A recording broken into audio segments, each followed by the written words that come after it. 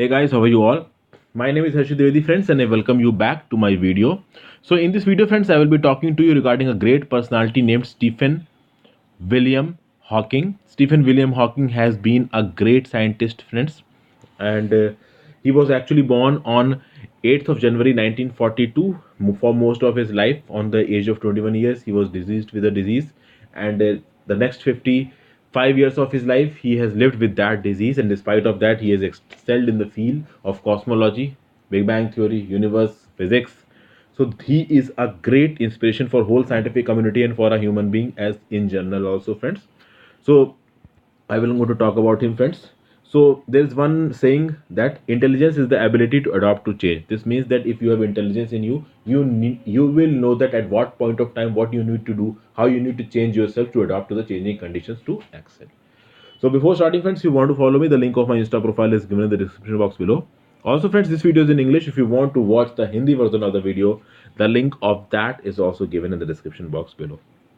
So, Hawkins, as I told you, was born on 8th of January 1942 in Oxford to Frank and Isobel Eileen Hawking. Okay, friends. So, actually, Frank and Isobel Hawking, they were both an alumni of Oxford Institute, Oxford University. He was actually born in a family of thinkers.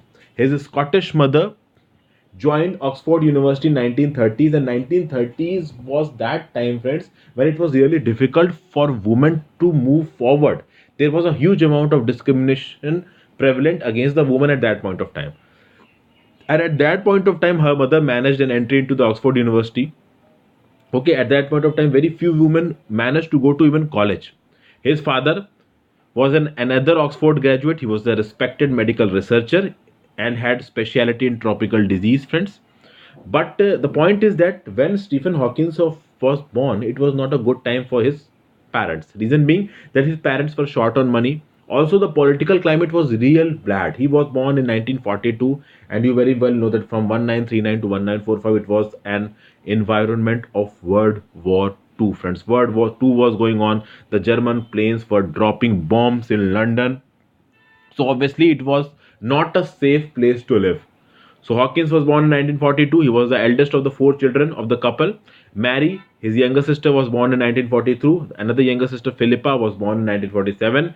And their second son of the couple was adopted. His name was Edward. He was adopted in 1956.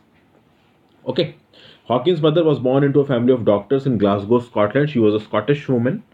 And his wealthy paternal grandfather, that is Stephen Hawkins' paternal grandfather, was actually wealthy. He was from Yorkshire, but he made a mistake. He used all his wealth to buy more and more farmland. He bought more and more farmland. What happened, friends, that in 19 in early 20th century, an agricultural depression came, and because of this agricultural depression, the rates of those farmland grew very down. They went very heavily down, and because of that, his paternal grandfather became bankrupt. So because of the reducing prices of these agricultural lands, his paternal grandfather became bankrupt.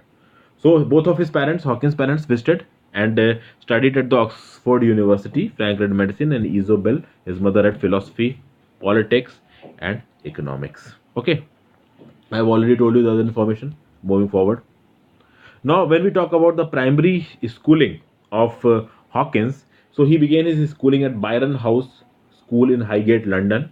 Okay, and initially he was not able to read, so he blamed the school's progressive methods of his inability to read. He said that the way in which the school was teaching to read, it was not wrong, it was too progressive, it was not suitable to me.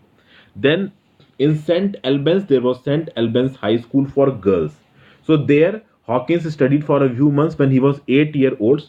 Despite of the fact that that school was for girls, very young boys were allowed to attend the school.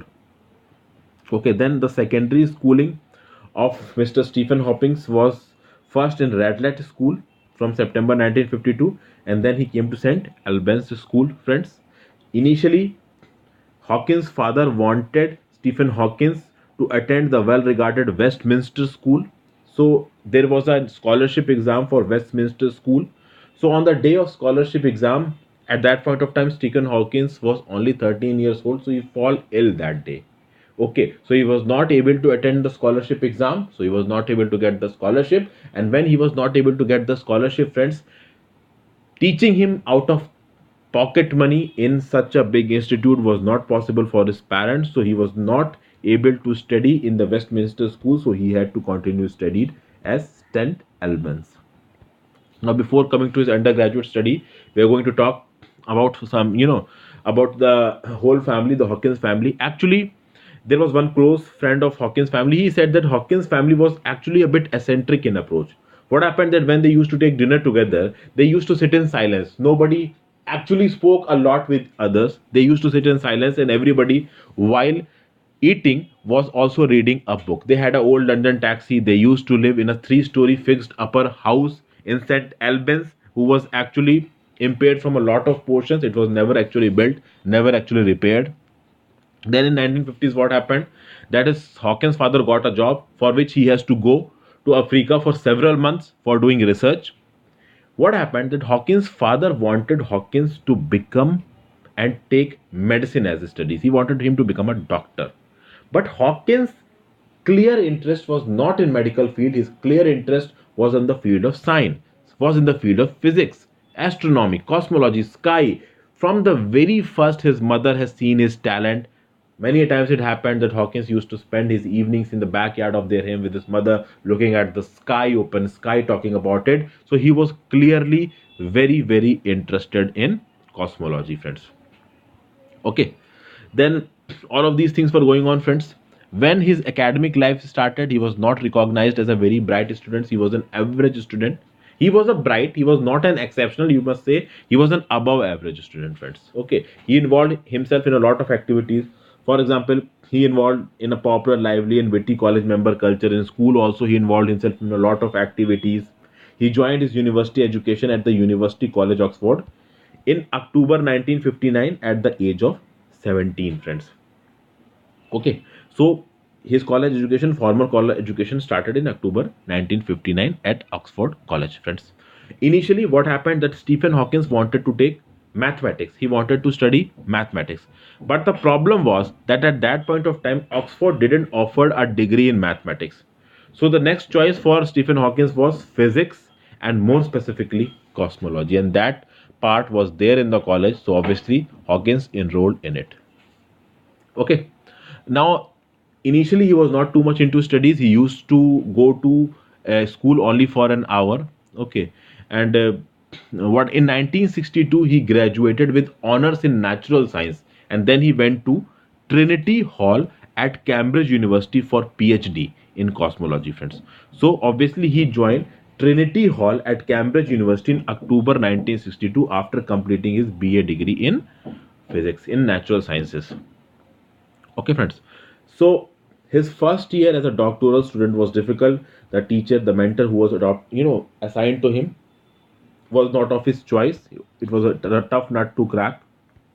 Then came his, you can say, association with the disease, his encounter with the deadly disease, which was actually very difficult for Mr. Stephen Hawkins to deal with. So now I'm going to talk to you about Stephen Hawkins' tryst with this disease. But before that, some basic information we need to take, friends. So one important part of the achievement of Stephen Hawking in his life was that, friends, he wrote a lot of books. He wrote around 15 books. So actually, some were completely authored by him and some were co-authored with other authors. Okay, the biggest book, the biggest, you can say, the contribution to the society was given by Stephen Hawking in the form of publication in 1988 known as A Brief History of Time. Now, Brief History of Time is a short and a very informative book which talks about cosmology for the masses. It talks about how the space works, it talks about time, it talks about God, it talks about future, it talks about a lot of things. And as soon as this book was released by Hawkins in the market, it was an instant success. Millions of copies of these books were sold, friends. It was translated in more than 40 languages, and it is said that for 4 years in a row, it was at the top of bestseller list on the London Sunday Times. So such was the, you can say, fame of this book, friends. Now, what happened, friends, that a brief history of time, no matter how good that was, it was quite tough to understand, friends. It was a very informative type of book, a very scholar type of book, and it was not for an average mind to decipher.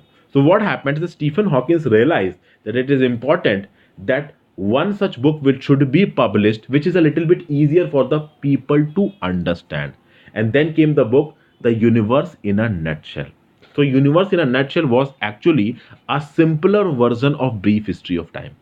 Okay, and then after that, in 2005, Hawkins yet another published another book, which was known as a briefer history of time. Now, this briefer history of time, friends, it included some new concepts like string theory, and it also included the important core concepts of his previous books. So it is being said that all the three books, that is A Brief History of Time, The University in a Nutshell, and The Briefer History of Time, all the three books contains the crux of the idea of Stephen Hawking with respect to cosmology, friends.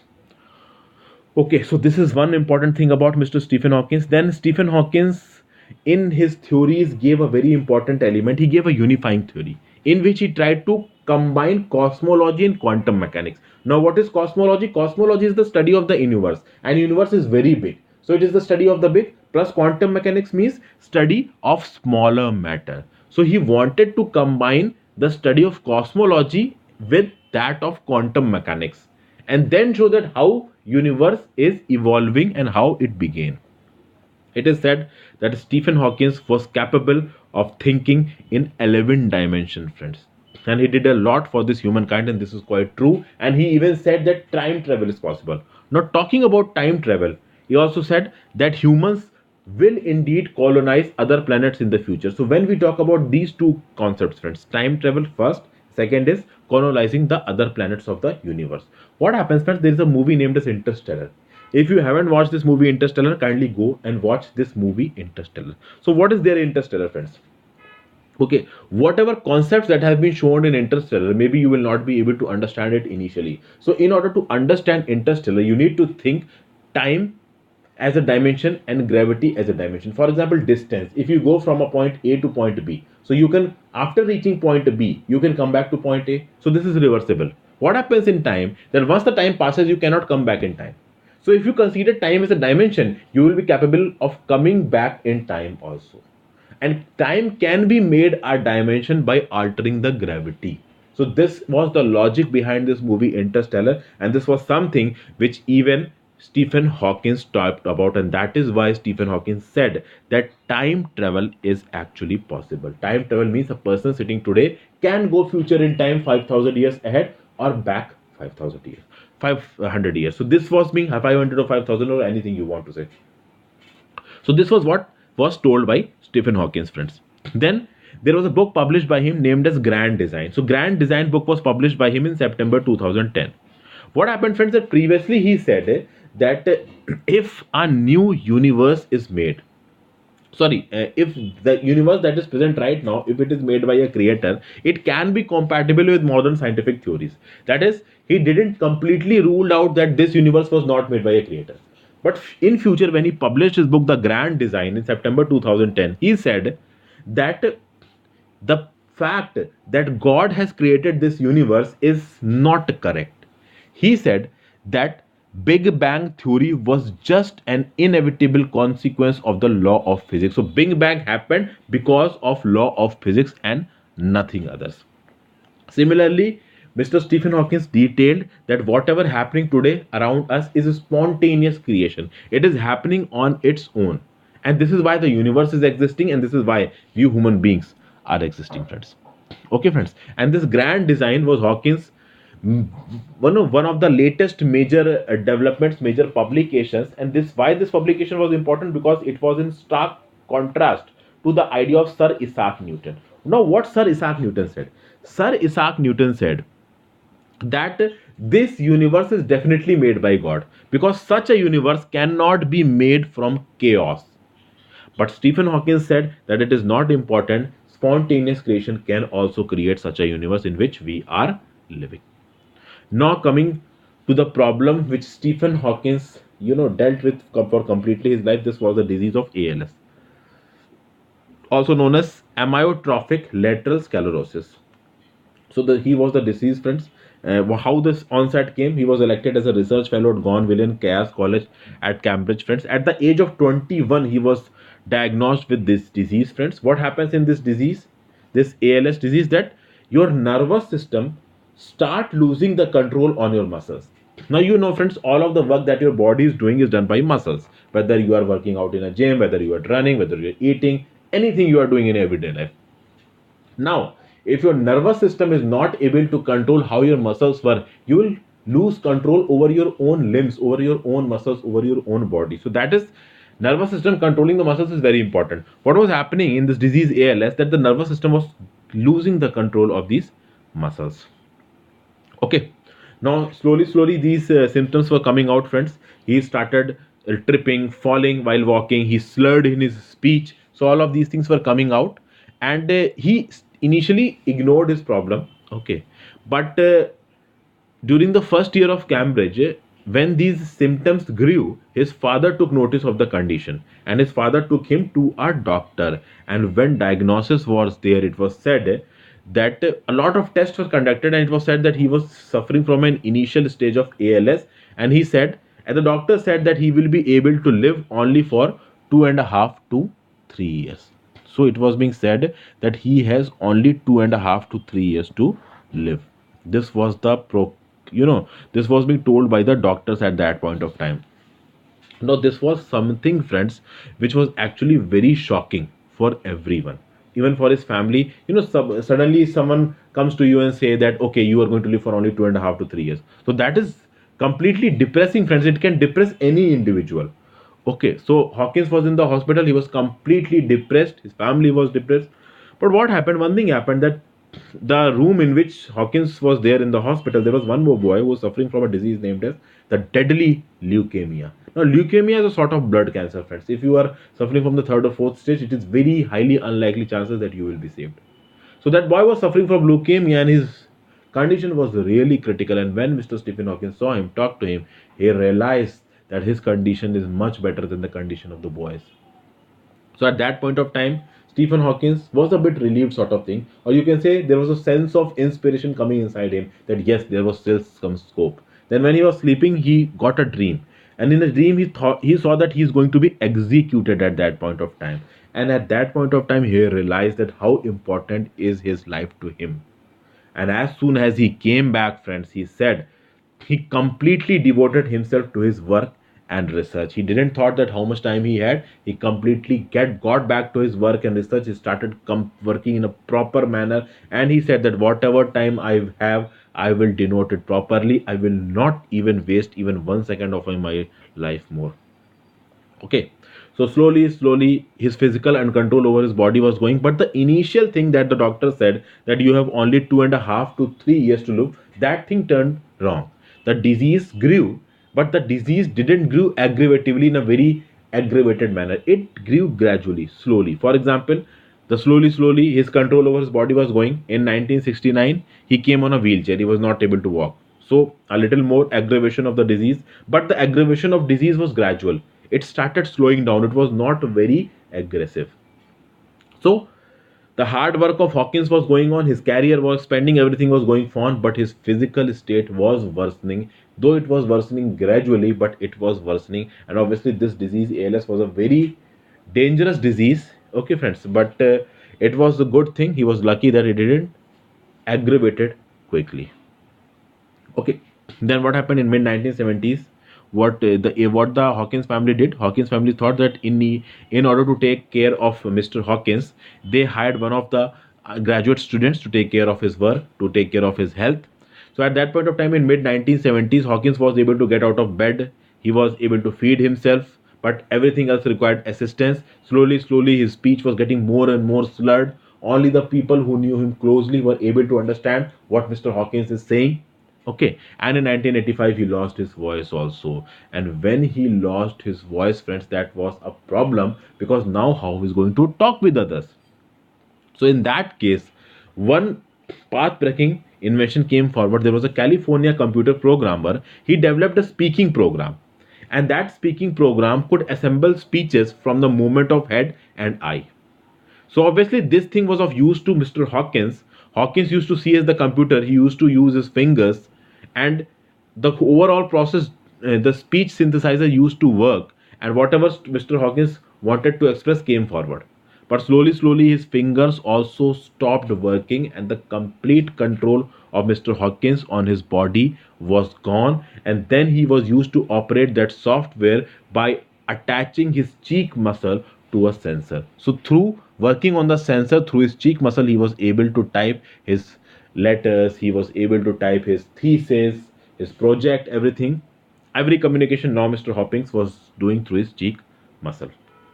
Okay, friends, but still, Stephen Hawkins didn't stop writing. He wrote at a faster rate. He wrote many scientific papers, friends. He wrote even non-scientific papers also, but his health was a great concern, friends. He was also given the post of Lucasian Professor of Mathematics at Cambridge, but that was a very big post at that point of time, friends. The cause of his disease was the cause of his death was the same disease, ALS. He succumbed to ALS on 14th of March 2018, friends. This disease could have killed him 55 years ago, but yes, he, through his willpower and also through his luck, survived for this long and did a lot for the mankind, friends. The point is that he lived long. This is important. But what he did during his life, that is most important. And that was the biggest thing, friends.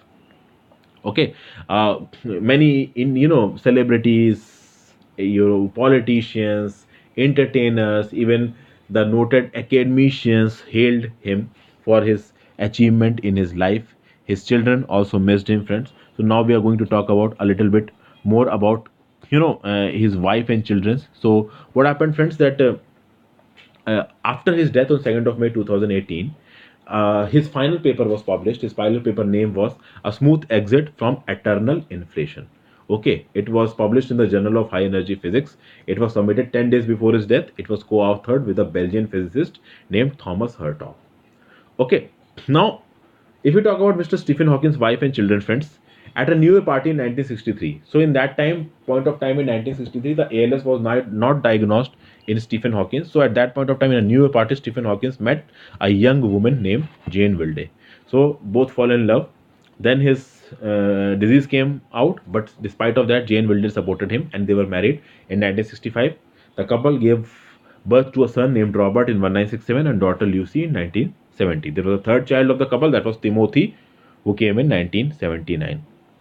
What happens in 1990? Hawkins took a divorce from his wife Jane, and he was involved with one of his nurses, Elaine Mason. So Elaine Mason and Stephen Hawkins were married in 1995, but that marriage put everything in strain of his previous relationships. For example, Stephen Hawkins came in a strained relationship with his own children. Okay, then his children were saying that this new mother Elaine is keeping their father away from them.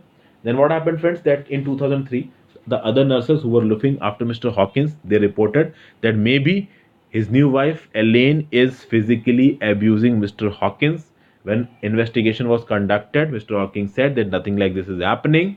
So Mr. Elaine was freed, and in 2006 Hawkins and Elaine again separated. Then again, friends, the physicist Stephen Hawking came back closer to his wife. He came back closer to Jane, but Jane at that point of time was already married.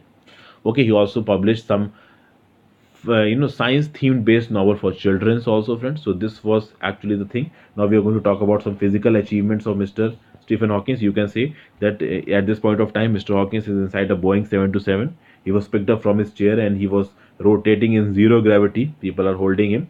So this was one, you can say, experience of Mr. Stephen Hawking in zero gravity environment, as actually he was involved in a lot of space studies. So this thing was very good. And when this photo came out in newspapers all over the world, it became viral and it was lauded by different academic personalities and politicians and everything famous at that point of time.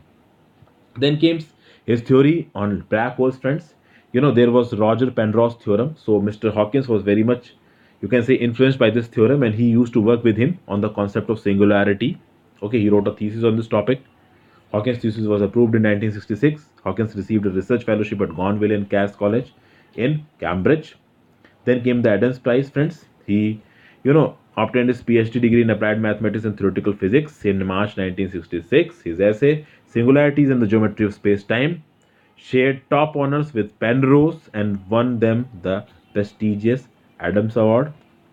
Now we are going to talk in very brief about his careers in different time frames.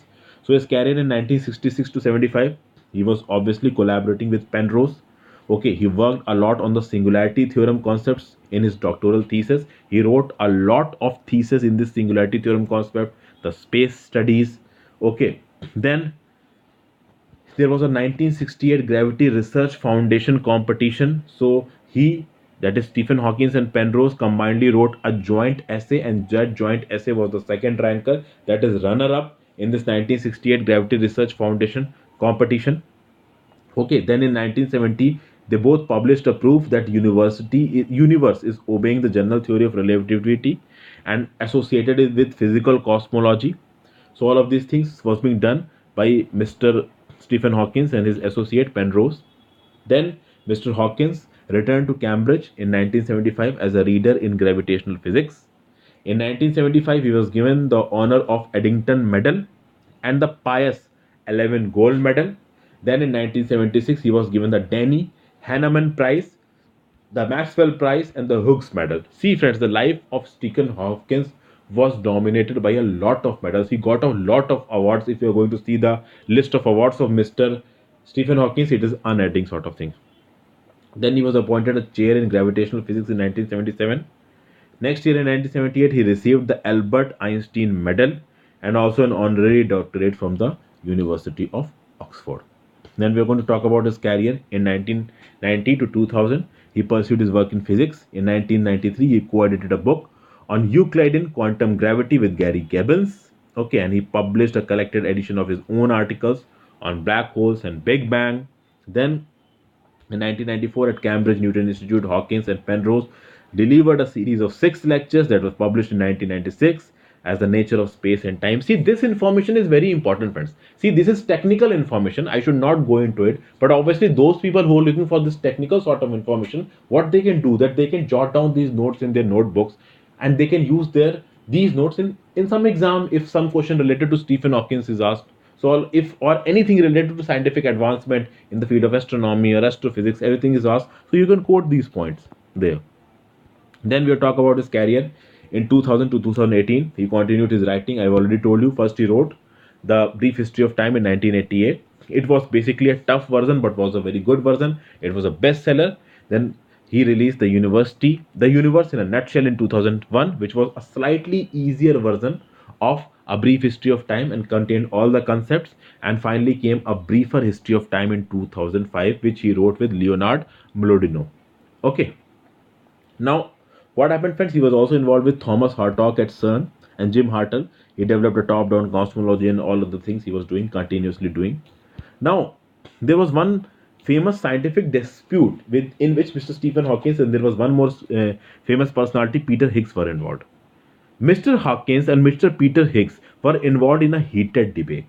Okay, and many times it happened that Hawkins was criticizing Mr. Peter Higgs' work, Higgs was criticizing Mr. Stephen Hawking's work, and Mr. Hawkins always said that there will be no Higgs boson particle. Peter Higgs said that there will be a Higgs boson particle. So this was a sort of heated debate, but this debate was finally put to rest when this particle was developed, was you can say discovered by this Large Hadron Collider in July 2012. And as soon as this particle was discovered by CERN, immediately Mr. Stephen Hawking said that he had lost his bet. His statement was wrong. His statement is correct, and Peter Higgs should win a Nobel Prize for Physics, and Peter Higgs won a Nobel Prize for Physics in 2013.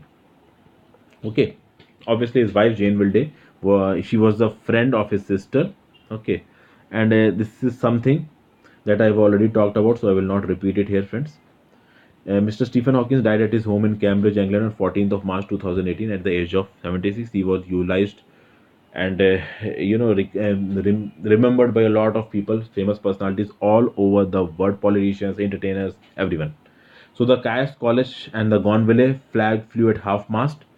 Lot of students and visitors signed the books of condolences for Mr. Stephen Hawking.